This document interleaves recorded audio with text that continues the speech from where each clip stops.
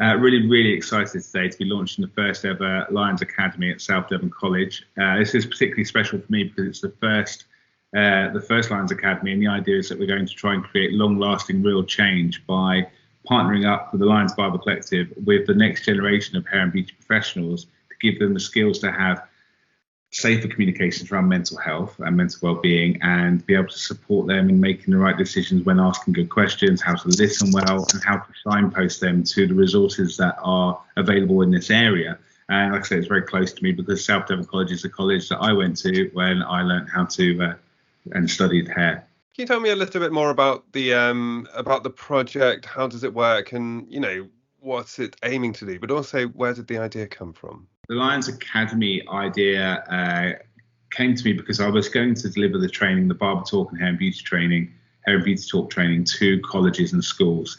And I realised that actually, if we want to make any long-lasting real change, we need to teach the next generation of hairdressers, barbers and beauticians how to recognise the signs that someone's struggling with mental health, how to ask good questions and what questions they can ask, how to listen well with empathy and without judgment, and realise that they don't have to fix or solve the issues, but by listening, they're helping that person fix and solve them themselves.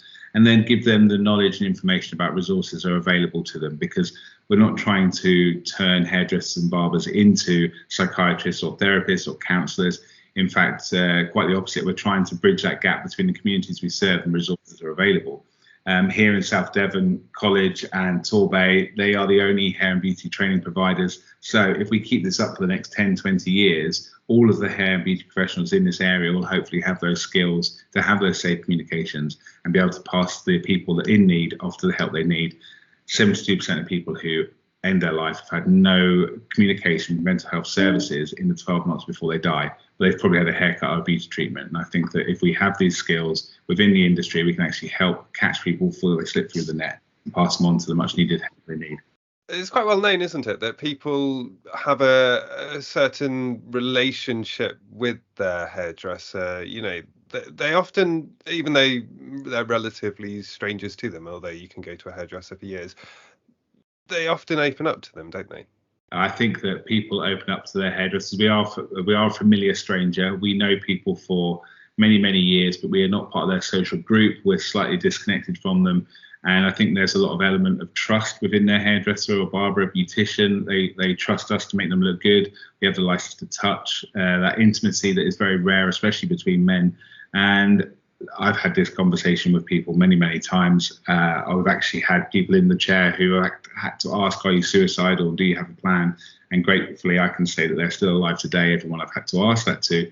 But it doesn't have to be as severe or a crisis moment as suicide. But actually, we all have mental health. I've seen people for 20 years, and they've come to me and they've been there for first dates. They've been there for engagements. They've been there for firstborn, baby pictures, baby names, weddings, new jobs, holidays, all those great things, but also been there for breakups, redundancies, divorces, miscarriages, funerals. So actually, whether we like it or not, in this industry, we're on the front line and we are dealing with people's emotions and people's lives every day. So I think actually everybody who is in the hair and beauty industry will come across these things. Well, Shelley, why for you did you want to get involved with this? Why for you is this such an important training for your students? It was important for us to be part of this with Tom. We followed Tom and his journey for many years from being a student with us. Mental health is massively important to our students within the college. And we just wanted to jump on board. Like I said, we followed Tom all the way through. We've always worked in partnership with him with regards, he's come in and done demos, trials, things like that for us. And the mental health aspect of this has been, especially with COVID and our students at the moment, it's been so important to take this on board now that it just fell perfectly in time with everything that's happening at the moment. So it was important for us to pass it on to our students. And actually, young people are very capable, aren't they? They can understand these messages. I mean, I appreciate Tom said we're not turning them into psychiatrists, but, young people, we don't often give them enough credit for their abilities. Definitely. I think our young people have more of an understanding with regards to mental health than we would really, and they bring it to the forefront of us. So it's important to show them that we are listening to them, we are listening to what they say, and we are listening to how they want to proceed with regards to it is time to talk about it. It is time to get it out in the open and not have this stigma that historically has always been there with regards to mental health. Tom, how big is your operation now? How many young people, how many training courses, how many barbers are you working with, are you involved in, or have you connected since you started this? Well, we've trained nearly 3,000 hair professionals globally now in the Barber Talk or Hair and Beauty Talk.